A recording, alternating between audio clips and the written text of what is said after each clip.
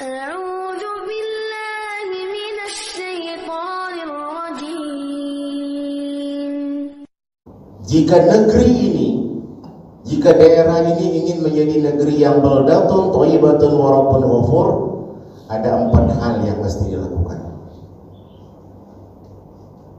Jadi kalau kita lakukan yang 4 ini, insya Allah negeri kita makmur, aman, damai, tidak ada kampret, tidak ada cebong, tapi semuanya adalah hamba-hamba Allah yang mulia. Apa yang 4 itu? Yang pertama adalah ilmul ulama, ilmunya para ulama.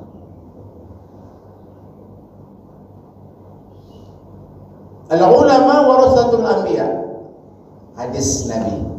Ulama itu adalah warisan para nabi. Sekarang Rasul tak ada lagi, Nabi tak ada lagi. Tapi kalau ada yang mengaku Nabi, kena tangkap sekarang, enak. Banyak mengaku Nabi sekarang. Ulama itu diibaratkan suluk. Makanya ketika UAS ditawarkan menjadi wakil presiden, dia pernah ditawarkan dulu menjadi wakil presiden Prabowo, termasuk saya bidannya. Saya termasuk yang menawarkannya dengan Ustaz Abdul Somad. Hampir saya berangkat pakai pesawat pribadi Prabowo ke Tanjung Pinang ketika itu. Ketika itu dia ceramah di Tanjung Pinang. Ada yang menyarankan tak mempan orang lain yang mempengaruhi si UAS. Sampai emaknya sendiri pun terakhir menawarkan. Somad, saya masih ingat kata-kata emaknya. Banyak orang meminta engkau jadi wakil presiden, nak. Tolonglah engkau pertimbangkan itu. Mungkin ada betulnya permintaan orang itu. Umat meminta engkau menjadi wakil presiden. Apa jawab Mak Somad? Apa jawab Somad? Mak masih ingat tak pesan Atuk dulu sebelum dia meninggal, bahwa cucuku yang satu ini Somad harus menjadi ulama. Ini kebun kelapa. Aku tinggal kebun kelapa ini untuk sekolah Somad sehingga dia menjadi ulama, supaya dia menjadi ustaz. Itu pesan Datuk, Mak. Kalau kita melanggar ini, Mak, kesian Datuk dalam kubur, Mak. Menangis belah emak ini. Ya terserah kalau nak. Kalau memang kau tak mau, terserahlah. Begitu UAS. Kenapa? Biarlah saya menjadi suluh di dalam kegelapan. Itu pesan UAS. Dia tidak mau menjadi umara, dia ingin menjadi ulama. Artinya apa? Ustaz Abdul Somad konsisten.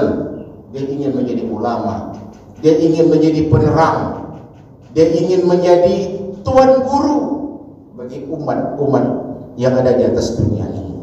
Saudaraku dirahmati Allah Subhanahu wa taala, ulama itu mesti kita tinggikan seranting, kita dulukan selangkah. Ulama itu mesti kita hormati. Yang bikin kita sedih sekarang adalah banyak ulama yang dipenjarakan, banyak ulama yang dinilai vokal, banyak ulama yang dinilai tidak berpihak kepada pemerintah. Ketika ulama itu menjelaskan tentang Al-Quran hadis, dia katakan vokal. Ketika ulama menggunakan kata-kata kafir, dikatakan tidak toleransi. Padahal kafir itu di dalam Al-Quran ada. Qul ya ayyuhal kafirun. Kafir. Disuruh pula diganti dengan non-muslim. Tak mungkin pula qul ya ayyuhal non-muslim. Apa jadinya, kan? Kenapa? Karena orang-orang yang berkata begitu tidak faham tentang Islam. Dia tidak mengerti tentang Al-Quran dan hadis. Non-muslim, mandai dia itu. Sehingga kalau ada ulama mengatakan yang kafir, tapi dulu ya sedang panas-panas, sekarang tidak ada. Sekarang tidak. Dulu itu yang pokok asal dan bilang kafir, itu tidak toleransi itu. Dianggap tidak toleransi, tidak berpihak kepada pemerintah. Seakan-akan kita ini tidak toleransi terhadap agama-agama yang lain. Yang aneh-aneh aja nih kawan-kawan kita seperti ini. Ulama, termasuk para guru mengaji itu harus mesti kita hormati. Kita pandai mengaji karena guru ngaji. Kita bayangkan kalau tidak ada guru mengaji di atas dunia ini, siapa yang mengajar ngaji kita? Siapa yang mengaji anak-anak cucu kita? Siapa yang mengajar kita sholat? Siapa yang mengajar kita bagaimana puasa yang benar? Tak tahu saya, tak terbayang saya apa yang terjadi di dunia ini kalau para ulama itu tak ada. Maka mereka harus kita hormati. Bapak Ibu dirahmati Allah Subhanahu wa taala. Saya dulu waktu kecilnya besar di Teluk Nibong, Tanjung Balai Asahan. Saya sekolah di Madrasah Al-Wasliyah sama madrasahnya Musa Abdul Somad di Al-Wasliyah. Itu guru mengaji itu ya Allah sangat dihormati. Mencium tangan guru itu harus lengket ke hidungnya supaya dapat berkah guru. Nanti pulang dari rumah guru itu, pulang dari sholat, cium lagi tangan dia. Begitu kita hormat dengan guru. Tak tahu saya sekarang. Banyak saudara-saudara kita di masjid lain, bukan di sini. Saya melihat kalau anak khusus bahasa Inggris, khusus matematika, khusus gitar, khusus organ, piano, itu 1 juta, 2 juta sanggup dia mengasih sebulan. Tapi untuk guru ngaji 50.000 berat. Pelit dia kalau untuk guru ngaji itu. Atau anak sekolah di madrasah, ya Allah, untuk mengasih lebih 50.000 itu pelit. Untuk guru mengaji yang mengajar anaknya nanti pandai membaca Al-Quran, yang mengajar anaknya mengetahui tentang agama Islam, yang mengajarkan anaknya sehingga anak menjadi anak yang soleh, yang mengajarkan anaknya ketika dia mati anak yang soleh, inilah yang mendoakan dia nanti dalam kubur. Pelit dia dengan guru yang untuk menjadikan anaknya anak yang soleh. Kalau bapak ibu meninggal, main gitar anak tuh, sampai tak main gitar tuh ke kubur? Tak sampai kok. Main piano dia, sampai nih main piano nih. Berkahnya kita terima dalam kubur, tak sampai. Yang sampai itu baca Al-Quran anak kita, doa anak kita. Apa yang diajarkan guru-guru agama, guru agama Islam itu yang sampai dengan kita dalam kubur. Itu yang menolong kita, ibu bapak sekalian. Oleh sebab itu, tolong kita hormati, kita hargai, kita berikanlah yang pantas kepada guru-guru yang mengajarkan anak kita itu. Itu saya ingatkan. Orang sekarang tak mau masuk YIN, tak mau masuk UIN. Kenapa? Jadi ustaz hidup susah. Iya kan? Sehingga orang banyak masuk apa? Teknik. Banyak masuk menjadi sarjana hukum, supaya jadi jaksa, jadi hakim kaya kata dia. Jadi pengacara kaya. Jadi ustaz tak berduit. Berapa lah amplop? Karena 100.000 kata dia. Karena ada 50.000 di kampung-kampung tuh. Saya pernah 35.000 dikasih ibu-ibu. Majelis taklim ibu-ibu. Tapi di kampung itu namanya Pelintong. Tahu Pelintong? Dekat BKR itu. Kalau yang kerja sawit tahu itu BKR tuh. Ya masuk pula lagi ke dalam itu. Ustaz, ini yang kami punya duit Ustaz, terima kasih lah. Saya buka. Sampai mobil saya tengok 35.000. Akhirnya saya datang ibu itu, Bu, berapa orang anggota mirip kita, Bu? 15 orang. Oh sedikit. Yang datang saya 7 orang. Berarti kalau 35.000 satu orang 5.000 kan? Ada kas kita, Bu? Tak ada Ustaz, kas kami. Kas kami tak ada Ustaz, kosong. Jadi apa yang dikasih ibu-ibu itulah kami dengan Ustaz. Kata apa? Bu, karena ibu tidak punya saldo, tidak punya uang kas, ini saya sedekahkan untuk kas majelis taklim ibu. Tidak Ustaz, jangan Ustaz, udah terimalah. Ini saya ikhlas supaya majelis taklim ini berjalan terus. Dia terima. Kalau seperti itu tidak masalah, karena memang tak ada duit, ya memang tidak ada duit. Dia jujur kan, tak ada saldo kami, tak ada kas kami Ustaz. Itu pun dari ibu-ibu, itulah yang terkumpul. Kalau itu tidak jadi masalah. Tapi kadang-kadang saya pernah satu masjid di rumah itu, di Bukit Timah itu, tak ada ustaz-ustaz yang mau datang ke sana Jumat menjadi khatib. Padahal jadwalnya disusun. Saya penasehat di PMD Dumai itu, Persatuan Muhammadiyah Dumai. Mengapa ustaz tak mau datang? Apa sebabnya? Jadi saya pengganti lah di sana waktu itu. Waktu itu saya kosong, dan saya yang mengisi sana. Ternyata amplop yang dikasih itu 100.000. Tempatnya jauh Pak. Bukit Timah tahu ya, kalau yang pernah tugas di rumah itu Bukit Timah. Kalau pakai Honda jauh di sana itu. Jauh rumah itu Bukit Timah itu. Dekat mau arah ke kantor wali kota. Ya kan? Oh, dalam hati saya pantas ustaz-ustaz tak mau di sini mengisi. Karena jauh dikasih amplop 100.000. Akhirnya saya panggil ketua PMD, tolong beri saran, beri nasihat kepada masjid itu. Mengapa Ustaz? Saya buka amplop. Inilah penyebab tak mau ustaz-ustaz di sana mengisi menjadi khatib.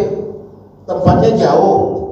Saldo mereka banyak, 30 juta ketika diumumkan, saya bilang.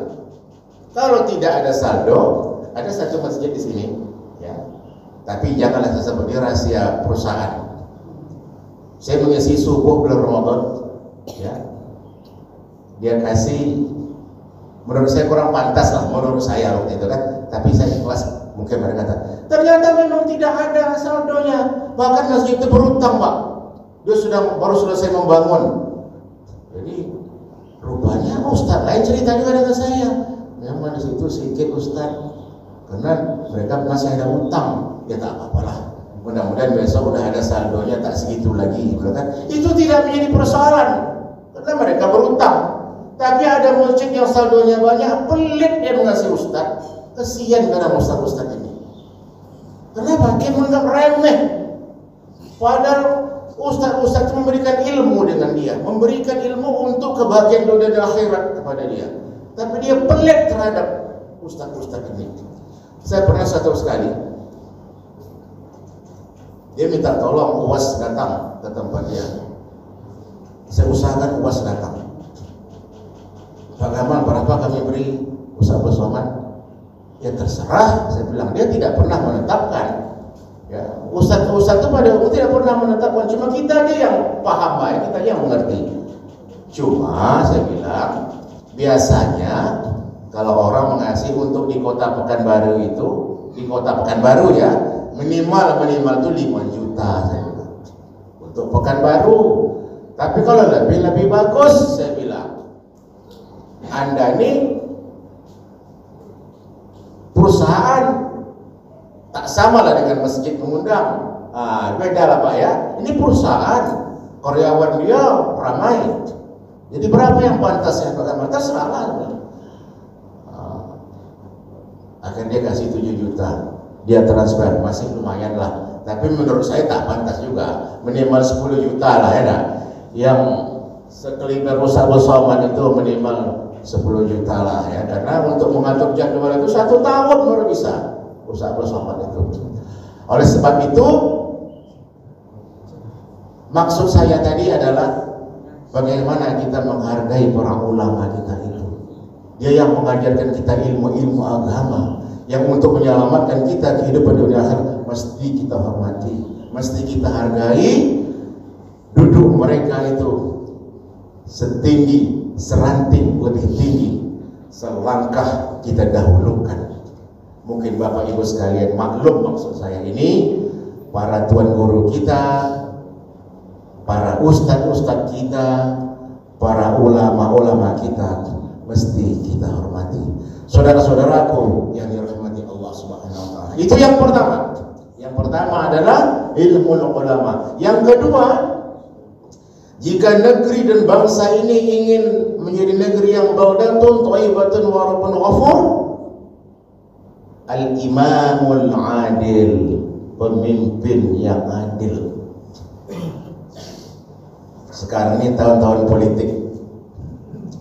Siap-siap ibu-ibu, bapak-bapak didatangi para calon pemimpin, calon bupati, calon gubernur, calon anggota DPR RI, calon anggota DPD, calon anggota DPRD Provinsi Riau, calon anggota DPRD Pekanbaru. Minta suara kepada Enggang. Enggang ini sama rakyat. Jadi power, people is power. Rakyat itu adalah kekuatan. Kekuatan itu, kedaulatan itu berada pada tangan rakyat. Siapa yang diinginkan oleh rakyat menjadi pemimpin, itulah yang menjadi pemimpin. Salah rakyat memilih pemimpinnya, maka rakyat juga akan sengsara.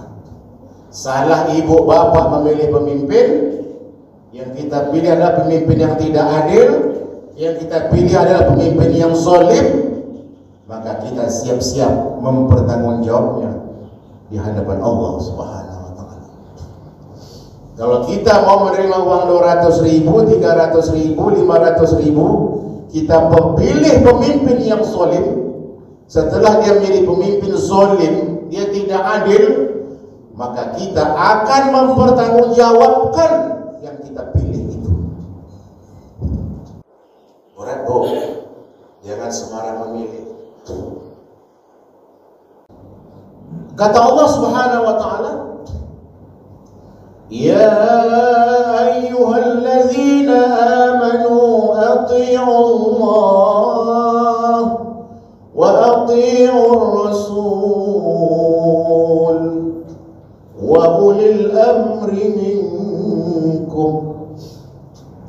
Wahai orang-orang yang beriman, taatlah kepada Allah dan taat kepada Rasul, dan patuhlah kepada pemimpin di antara kamu, kata Allah. Jadi pada Allah wajib taat, kepada Rasul wajib taat, kepada pemimpin kita pun wajib taat. Kepada pemimpin wajib taat. Tapi pemimpin yang bagaimana? Pemimpin yang adil, pemimpin yang soleh, pemimpin yang berdasarkan Al-Quran dan hadis.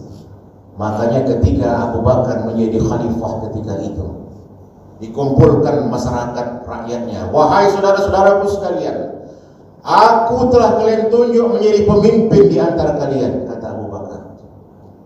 Apabila ada perintah berdasarkan Al-Quran dan hadis, sesuai dengan perintah Allah dan Rasulnya, maka ikutilah aku.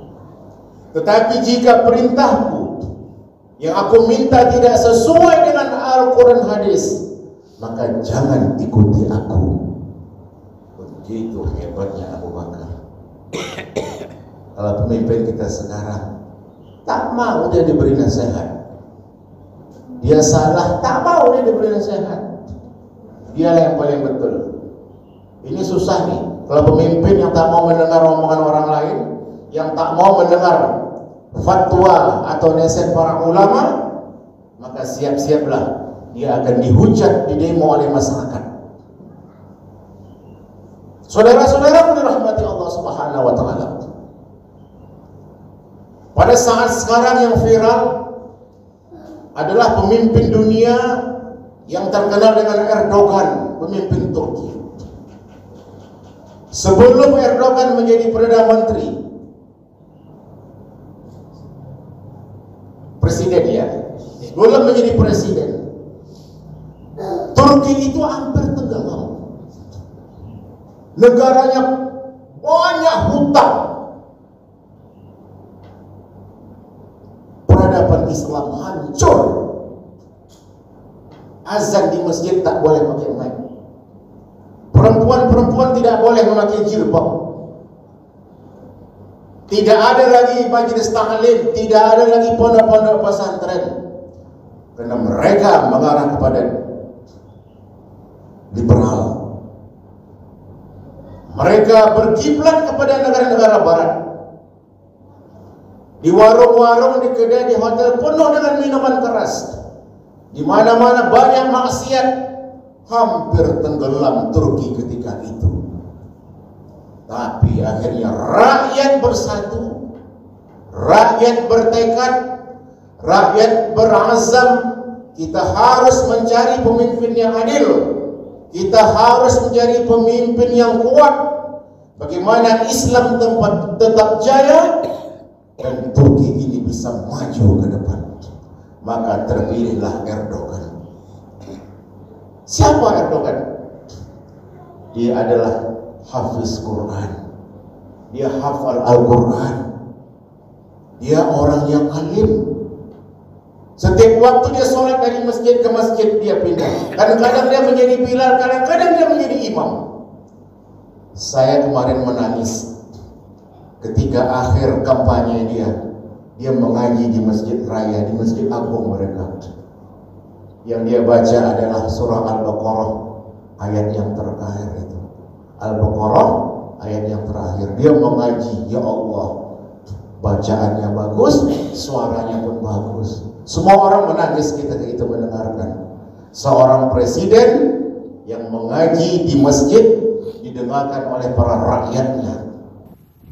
Alhamdulillahi Rabbil Alamin, Ar-Rahmanir Rahim, Malik Yawmiddin, Iyyaka na'budu wa iyyaka nasta'in.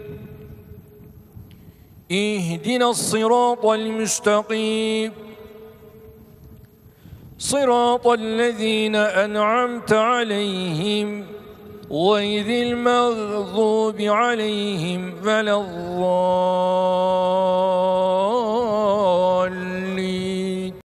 Tak menyebut orangnya lah, terserahlah Bapak Ibu menerjemahkannya, ya kan? Turki sekarang maju, ekonominya maju. Pertahanan ini takuti di dunia. Peradaban Islamnya maju. Bapak Ibu kalau sekarang kalau ke tanah suci Makkah Madinah, dulu produk-produk sana banyak buatan Cina, sekarang Turki. Itu sejadah kecil, sejadah besar, peci-peci ini, ini banyak buatan Turki sekarang. Sel-sel selendang itu banyak Turki. Baju-baju Muslim banyak buatan Turki sekarang. Lebih bagus dari buatan Cina. Cina merasa tersaingi. Kenapa? Islam bangkit karena dipimpin oleh seorang pemimpin yang soleh, yang adil, yang bisa memajukan rakyat dan bangsanya. Pendidikannya maju Turki Islam sekarang. Ibu, ada anaknya sekolah sekarang di pondok pesantren Babu Salam. Itu ada suatu yayasan namanya Al-Sulaiman Syah atau apa namanya itu? Hah? Itu bekerja sama dengan Turki, dibiayai oleh Turki. Kebetulan anak mantan sekda kita Pak Ahmad Ijazi di sana, anak bungsu dia. Baru 1 tahun sudah berapa juz hafal Al-Quran. Itu kamarnya seperti hotel, pakai AC. Makanan menunya wah sehat, ayam, daging, menunya mantap. Itu Turki yang membantu. Jadi Turki bukan saja memajukan pendidikan di negerinya, di negaranya, tapi di negara-negara lain dia bantu. Itu karena apa? Pemimpin yang adil. Dia bantu negara-negara yang tidak mampu dalam pendidikan Islam. Jadi yang pertama tadi apa? Ulama. Yang kedua, pemimpin. Yang ketiga, karamal aghniya. Dermawannya orang-orang kaya. Wah, ini timbul masalah lagi nih. Orang-orang kaya banyak yang tidak mau mengeluarkan zakat mal. Orang-orang kaya yang menganggap duit yang dapat itu adalah hasil jerih payahnya, karya dia. Dia tidak tahu bahwa itu dari Allah Subhanahu wa taala. Dia tidak tahu bahwa rezeki yang terima itu sebagian ada hak orang lain. Ada hak fakir miskin, ada hak anak yatim, ada hak masjid.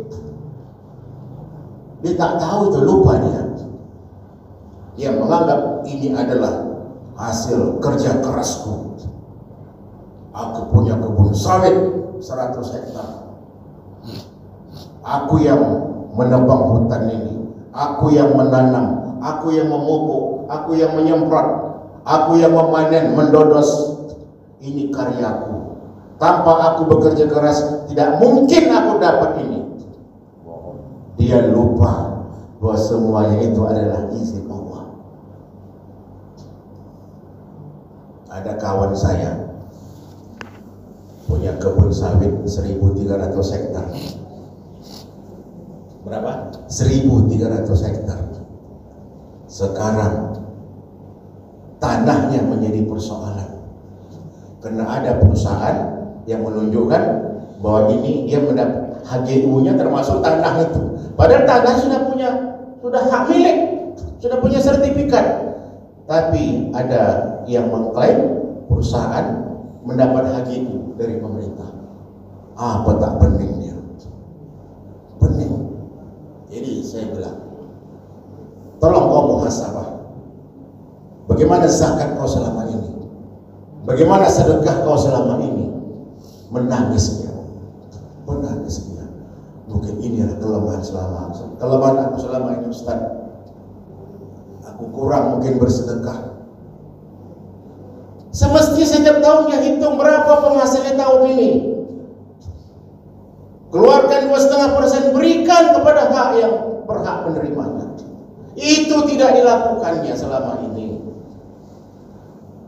Kalau 1.300 itu bayangkan berapa sebulan diterima itu. Hidupnya mewah, anak-anaknya mewah, istrinya mewah. Tapi dia lupa bahwa sebagian dari harta itu ada hak orang lain. Sekarang baru bingung. Saya bilang, kembali ke jalan yang benar. Laksanakan perintah Allah. Berdoa, meminta ampun kepada Allah, istighfar. Coba berdoa. Sekarang dia sedang berjuang. Artinya apa? Jangan sampai Allah mengambil harta kita dengan cara Allah. Kalau cara Allah tadi bikin kita sakit, anak istri sakit, rumah kebakaran, mobil hilang, mobil rusak, anak narkoba, kebun sawit terbakar. Itu cara Allah ingin mengambil harta kita yang tidak dikeluarkan kepada orang yang berhak menerimanya. Jangan paksa Allah mengeluarkan harta itu dengan cara Allah. Bapak Ibu dirahmati Allah Subhanahu wa taala. Oleh sebab itu, kita yang penting hidup ini berkah. Tak perlu kaya menurut saya. Berkah. Apa berkah itu? Berkecukupan. Ingin hari ini makan rendang, ada duit. Ingin membeli baju anak, alhamdulillah ada uang. Ingin menyekolahkan anak di pondok pesantren, uang cukup. Ingin naik haji, alhamdulillah ada uang. Ingin beli mobil, alhamdulillah uang cukup. Itu yang penting menurut saya, Bu, Bapak. Apa yang kita inginkan tercukupi. Tak perlu harta itu berlimpah-limpah, karena berat kita mempertanggungjawabkan harta yang banyak itu. Dari mana harta itu kita dapat dan untuk apa harta itu kita pergunakan, itu kita pertanggungjawabkan di hadapan Allah Subhanahu wa taala. Itu yang ketiga. Jadi selalulah menjadi orang yang dermawan, keluarkan harta itu kepada orang-orang yang berhak menerimanya. Yang keempat terakhir adalah diijabahnya doa-doa fakir miskin. Makanya kita jangan menganggap sepele dengan fakir miskin, Bapak Ibu sekalian. Kalau orang yang paham, setiap hari dia pasti mendatangi fakir miskin. Pak, ini ada sedekah sedikit, Pak. Pak, ini ada nasi sebungkus, makanlah. Dalam hati, ya Allah, pahalanya semoga ya Allah untuk ayah emakku dalam kubur, ya Allah. Atau sedekah, Pak, ini Pak nasi sebungkus, dalam hatinya, ya Allah, semoga ya Allah sehatkanlah suamiku, ya Allah. Niatkan dalam hati. Hati-hati bahwa doa fakir miskin anak yatim itu diijabah oleh Allah Subhanahu wa taala. Oleh sebab itu, fakir miskin sesuai undang-undang dasar 45, fakir miskin, anak yatim, orang-orang terlantar dipelihara oleh negara. Itu teorinya. Tapi ternyata banyak yang terlantar. Kewajiban kita lah semuanya, bagaimana ada fakir miskin yang di sekitar ini, seandainya ada anak yatim di sekitar ini kewajiban kita untuk mengelola dan mengurus mereka, Bapak Ibu sekalian. Kita beruntung ada anak yatim fakir miskin di sini. Kalau ada tempat kita bersedekah, tak jauh-jauh kita, ya kan? Kalau tak ada di sini fakir miskin, jauh pula kita mencari lagi nanti. Jadi yang ada fakir miskin di sini kita pelihara mereka, karena doa mereka itu dijawab oleh Allah Subhanahu wa taala. Bapak Ibu dan saudara-saudaraku sekalian, mungkin inilah 4 hal yang saya sampaikan. Apabila 4 hal ini tadi bisa kita laksanakan, insyaallah negeri bangsa ini bisa menjadi negeri yang baldatun thayyibatun wa rabbun ghafur. Amin ya rabbal alamin.